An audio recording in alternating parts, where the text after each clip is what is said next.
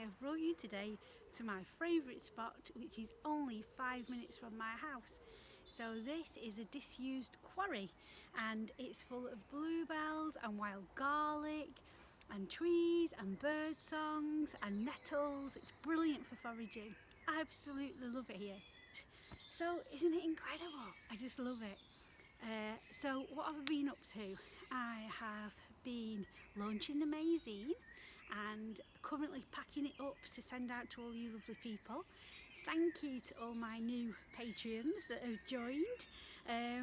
Oh, it makes me so happy inside that you're here. And I've also been tidying all the garden.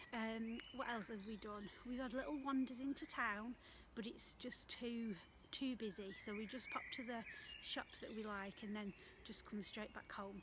And I'll be doing a YouTube video about my favourite.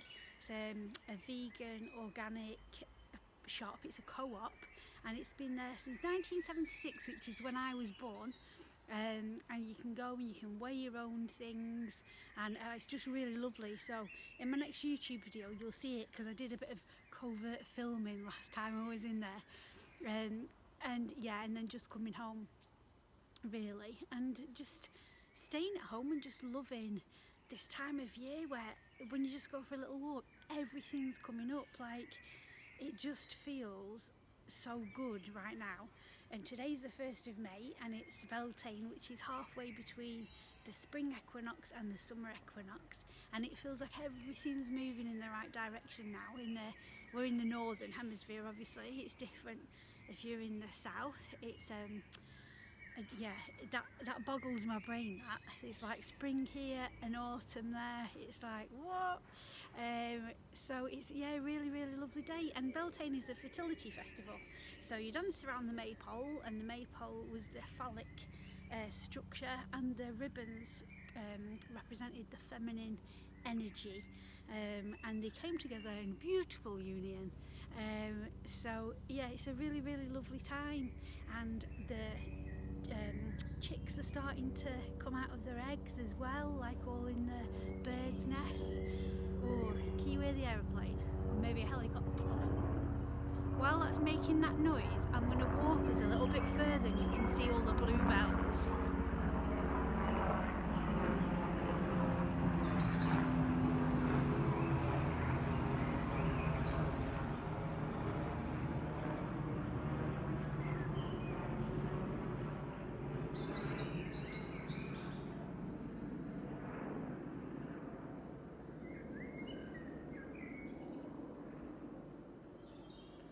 A little bit unsteady because it's on my tripod and not my gimbal. I think the helicopter's gone over now. When you go up here, it's like a fire pit area as well, which is really nice. Let's stop here for a second. Just try and do it very steady. Ooh, it's a bit wobbly. Bear with me. I'm not going to edit this, I'm just going to put it as it is. Sorry if I made you feel dizzy. Right. There we go, back to it. So yeah, behind me, up this bit, there's like a fire pit with all tree trunks around. And if you've seen the pictures of me with my magnifying specs on, that's where we took all the pictures, because it's got loads of moss. We'll have a little walk up there in a minute. But this area is just full of bluebells and nettles, and eventually it all comes up with loads of hogweed and stuff like that as well. So this path isn't actually clear when it's in the middle of summer, because it's just like they're massive, they're huge. But I really love it. There's so many things to forage, like just everywhere, and there's a really nice patch of nettles over there as well, which are really good for foraging right now. So what else have I been doing? I should write a little script what I've been doing, then I don't forget. So exciting things happened this week. Yesterday I did a paint with me in my creative circle. And basically all that means is that I'm just painting in my studio, and whoever wants to join in can just join in doing their own projects. And I think sometimes when you work from home on your own, it gets quite lonely. So to have that kind of other people around you, but they're in their own space doing their own things, is really nice. So we had some really lovely discussions yesterday. So that was really nice as well. And then last Saturday I did a self-esteem and creativity course, and that was really nice as well. And I'd forgotten how much I love teaching. I totally forgotten, because I've not done it for so long. Totally just went out my head, but I got so nervous before I did it. It's weird, isn't it, how you doubt yourself that you can do things, but you actually know that you can. So I loved it. I was buzzing afterwards, and we had it was a pink full moon, a super moon, the other day, and we did a full moon circle as well. So yeah, I did some events this week, and I really want to get back to doing in-person events as well, because there's something lovely about the energy when you're with other people and you teach them something, and you can see the expressions on the faces, like when they find something out for the first time and stuff like that. So that's really nice, and I love being hands-on. So I am checking out at the minute when my favourite cafe, the Herbarium, is going to open again, and see when I can start doing workshops. But in the meantime, I know we're weather dependent, but in the meantime I thought we could actually maybe do something up here at the spot. So if you are local-ish to me, you could come along, and then maybe we could record it, so my other lovely patrons that are all over the world, from Australia to America and Canada, they will be able to see it as well. I wouldn't be able to live stream it, I don't think, because of the signal, but maybe it's something I could look into anyway. So let me walk you up to the fire pit area and you can see. So as I said, I'm on the tripod, so bear with me, and we'll try and make it not wobbly, but it's really quite difficult when you're walking. I should have brought my gimbal, but this was an impromptu thing, and I thought, oh, I'll come and show you my favourite spot. So I'm going up a bit of a hill now, which is why it might be a little bit more wobbly, but you'll see in a minute. We're coming to a clearing. There's like, I'll give you a bit of a swizz. There's like steps up there that go to the park, and then it goes all the way around, and there's like houses over there in the back distance, and then that's where I walked from, down that path where I was just talking before. And then if we swizzle around, there's like houses up there. And I saw the other day, I was reading this thread about this, because it used to be a quarry in 1950, and one of the neighbours from up there said that her whole back garden fell into the quarry in the middle of the night. Can you imagine that? That'd be well scary. So before I read that story, I kind of thought it'd be nice to live there, but now I'm not sure. Anyway, can you see this is a big circle, this big clearing? So let's just put my tripod down. Yep, so this is a big clearing, and these are big wooden, what do you call them, trunks. I'll show you.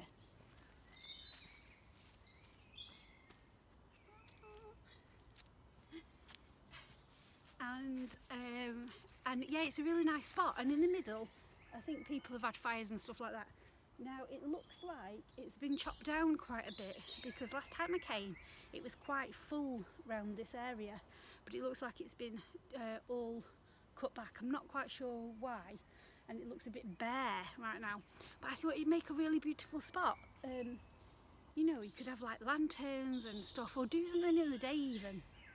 So I really kind of want to adopt this spot and make it beautiful, and maybe I might come and plant some things as well, some wild flowers and things, just to make it really look lovely. But I really like it, it's so nice.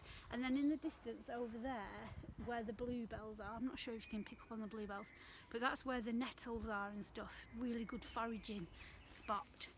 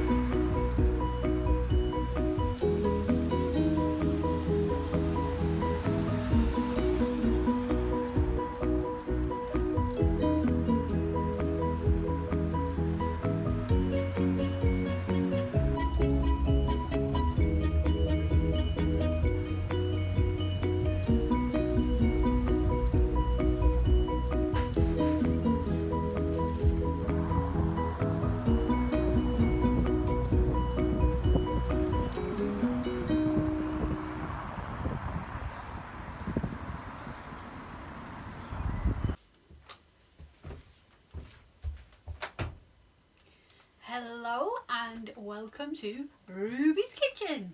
Today I am going to make myself some hand cream because working in the garden makes my hands really dry and the skin on the top of my hands is going like old lady skin. And I do have some hand cream that I bought, but it's got a really strong smell and it affects Tom's nose. So I'm going to make my own. So what I've got is a steamer pan. So let me just clarify first. This is just how I do it, right? This might not be the right way of doing it. This is just how I'm doing it. So there's loads of tutorials out there how to make your own hand cream. If you don't like what I'm doing, just have a look at somebody else's, because I just make stuff up and I don't know if that's a good thing or not. But anyway, so I've got a steamer pan. So the water's in the bottom and then I've got a steamer bit on the top, and I've got a sterilised jar. That's really important that you sterilise it. And I've got some shea butter, which is organic, and I've also got some cocoa butter, which smells like chocolate. It's well nice. That's organic as well.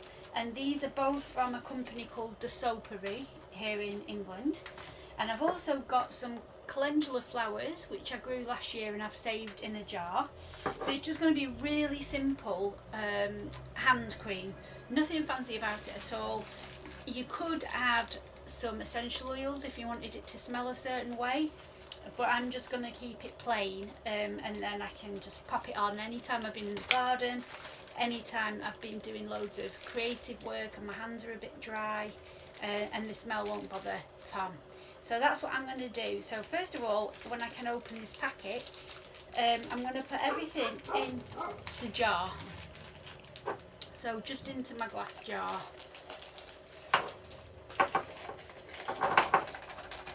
So this is 25 grams of cocoa butter in the jar, and this is 50 grams of shea butter. I'm hoping it all fits in this little jar.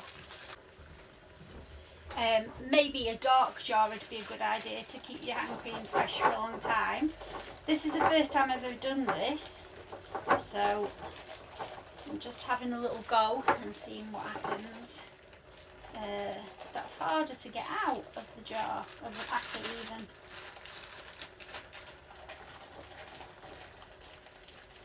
Oh, it's already melted. Right, I'm going to get a spoon, I think. Put this in there because it's stuck.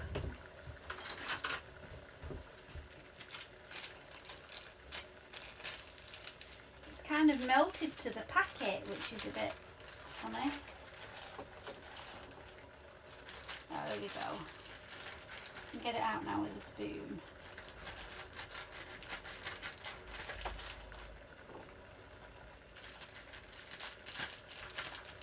So I'm going to make a batch up, see what happens with it, see if it works really nicely, and then after that, if it is good, then I can make some more and I'll get a proper dark jar to keep it in. But for now, I'll just use this jam jar. So I'll pop that into the steamer so it warms up. You can do it in a bowl as well. You can actually buy proper equipment called a bain-marie, where you've got like this bowl over hot water, so the bowl's not actually touching the hot water. But I thought, just because I'm in the kitchen and doing it now, I might as well just use my steamer pan. Just be careful you don't burn your fingers on the steam, obviously. Ooh, that smells really nice. It's really thick, that shea butter. So I'm just going to wait for it to melt down a little bit, and then I will add the calendula petals once it's melted down. I'm not quite sure how long that's going to take, but I'll just leave it for a little while and then come back to it shortly. So I've got this extra long teaspoon, I think it's like a coffee spoon or something, and you can see it's actually melting a little bit already into the jar. So I'm just going to give it a little mix It's a really good idea to use one of these long spoons, and then you don't burn your fingers over the steam.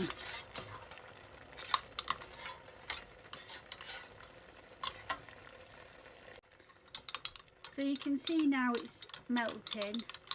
It's not actually taken that long to do. It was just a few, maybe 5 minutes, a few minutes.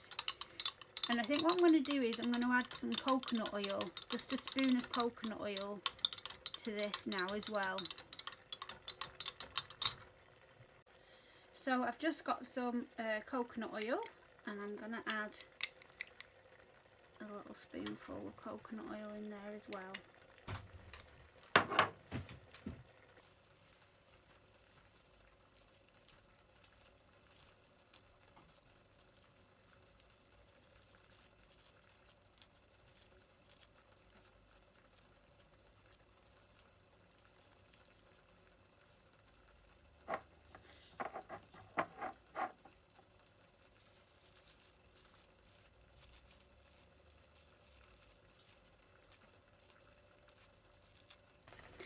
So all the different butters and oils are melted now, and you saw that I got my calendula off the flowers, so I'm just going to pop that in. Calendula is really good for your skin.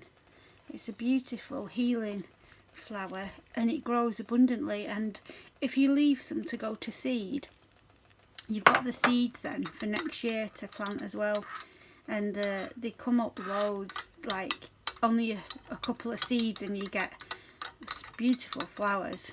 So I've popped that in there now, and then some stuck, but I don't really want to poke my fingers in there because otherwise my hand cream might go funky. So the most important thing to do when you're doing this is to keep it all sterile, because you want it to last a while, otherwise it'll all end up going mouldy. So that's all in there now. I've turned the steamer pan off, and I'm going to let it cool down, and then we'll see what it's like when it's finished. So now my cream is all finished and done, and it's all gone solid in the jar. It smells really delicious, like chocolate, which is really bad because it makes you hungry. So every time you put it on your hand, you're like, oh, I'm hungry.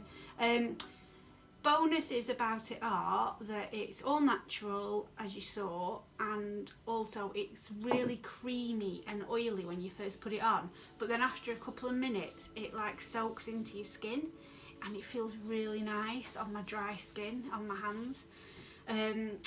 The downside is, because I've used this jar, it's really hard to get it out, so I've got to proper gouge it out with my finger. So next time I think I'll use them little tins that you can get with little lids on, for balm and stuff, to make it easier to get it out. But I'm really happy with it, and I know it sounds a bit weird, but every time I use it I'm like, it just makes me happy because I've made it. So yeah, so it's really lovely. So I'd definitely give it a try, but next time I'm going to do it in another jar. So that's my top tip. If you have a go at the recipe, try it in a different jar.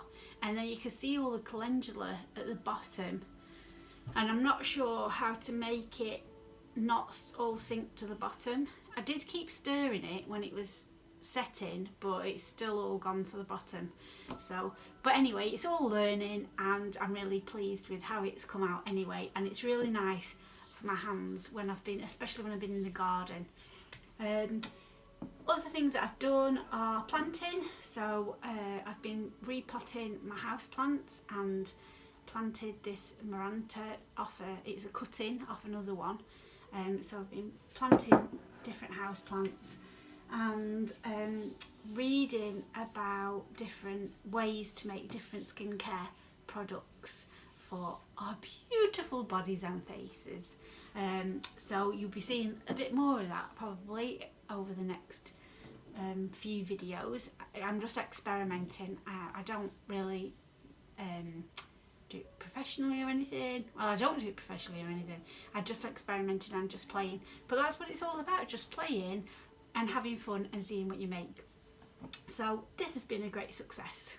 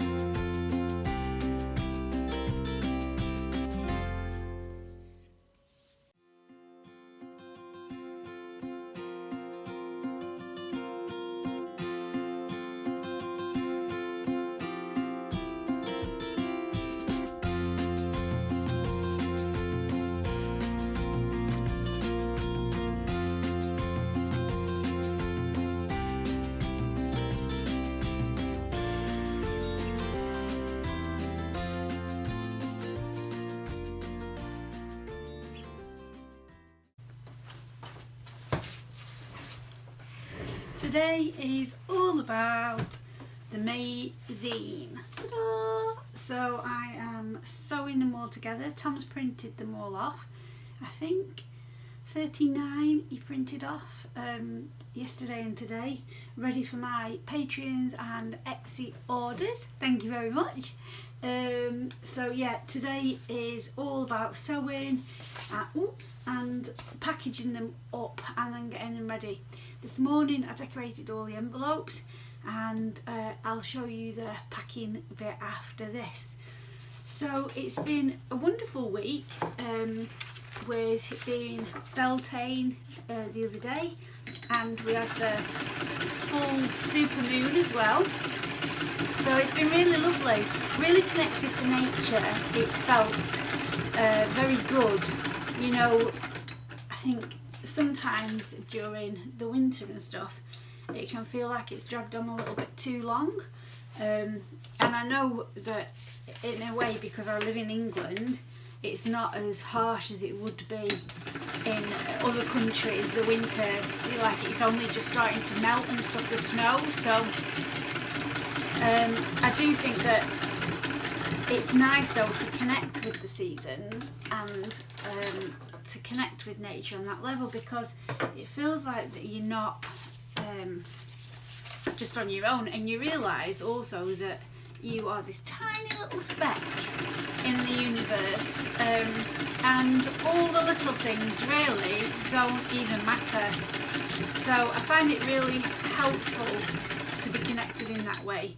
And I've spent some lovely time in the woods this week, which you'll see, and the bird song's incredible.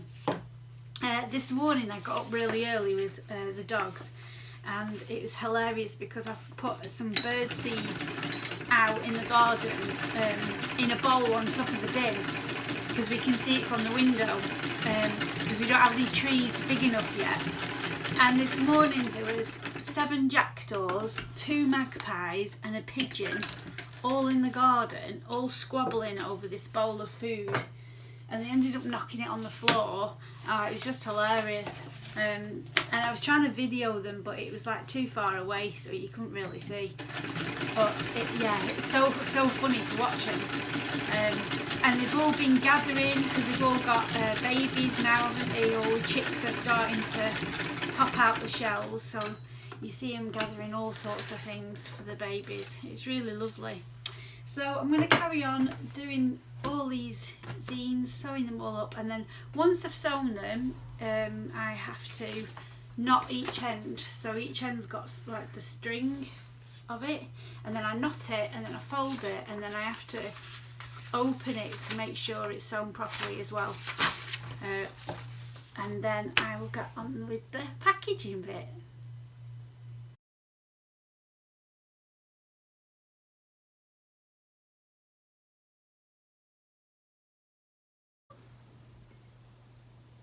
So I've done all these ones so far. I've sewn them all together and I've got all this big pile. And I'm having a lovely cuppa in my beautiful handmade mug. I don't know if I've shown you this before. It's a ceramicist on Instagram that lives locally to me called Liz Collinson, and she makes amazing mugs. And when we go to the Herb, which is like a vegan cafe, they have her mugs in there, but they're small in there, and we like big brews. So I got in touch with her and I said, is it possible to make a couple of mugs that are really big? So this is my one, and I love the colour, and it's just so beautiful. It's got like different colours, and then it's got this band in the middle which feels really soft, and on the handle bit, I can't tip it because I've got a brew in it, but on the handle there's like a thumbprint bit, and I often just sit there like rubbing that bit. And Tom has got one as well. His is like a beige one, but his is bigger than mine. They're beautiful, but yeah, check her out on Instagram. I'll put a little link below. So I love this cup, it's so nice. So I'm having a brew and getting on with these. So now I'm at the next bit where I knot all the threads at either end of my zines, and while I'm doing that I really like to watch YouTube on my iPad, and some of my favourite YouTubers to watch are Catnip with a K. I really like watching the slow living ones as well. What's this one called that I'm watching? Can I remember this one? Oh, Little House on the Mountain. That's a really nice one. I do love Jonna Jinton as well, but I only watch her on the big telly because I really like to see everything that's happening in her videos because they're so beautiful. And also there's another channel called The Cottage Fairy. I really like that one as well. It just feels nice to watch somebody else that's creative doing things while you're doing things. You never think, would you, that people would do that, but that's what you're doing now. You're watching me doing creative things while I'm watching somebody else doing creative things. It's quite funny, really. So I've got this big pile. I've done all these ones so far, and I'm having a lovely cuppa.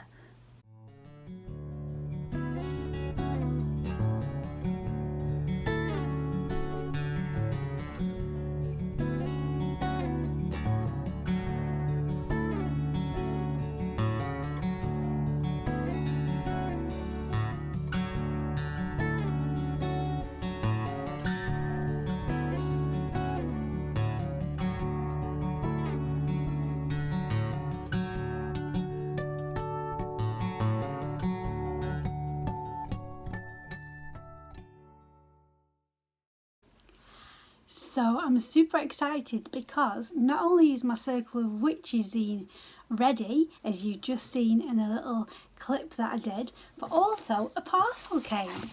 Now, while I was researching the Circle of Witches for this first issue, I found out about a witchcraft museum down in Cornwall at the bottom of England, and they've got an online shop. So I bought some books. Now I think that's what this is. So I thought I'll wait and I'll open it with you. Oh, I'm excited. So it's in a white paper bag. Oh, it is. So it's got the Museum of Witchcraft on the front. That's their logo. Museum of Witchcraft and Magic it is. So let's see. So excited to get these. Ooh. So the first one is this one, which is The Fighting Fairy Woman of Bodmin, and it's a story all about her. So I'm going to read that today. And then this one is about an exhibition that they've got at the museum, and it's the objects of ritual magic. Oh, look who's on the back. So that's really exciting. So, oh, I can't wait to read all them. But I thought I'd share. So they've got a website. Let me move that bag, it's crinkly. they've got a website called the Museum of Witchcraft and Magic, so if you just Google it, it'll come up. And I wrote about it in my zine. So I wrote a strange collection, and it tells you all about it. It's in Cornwall, so that's really exciting. And at the minute I can't get to Cornwall, so these are the next best thing. So I am going to now have a cup of tea in my lovely cup, and I'm going to get reading these.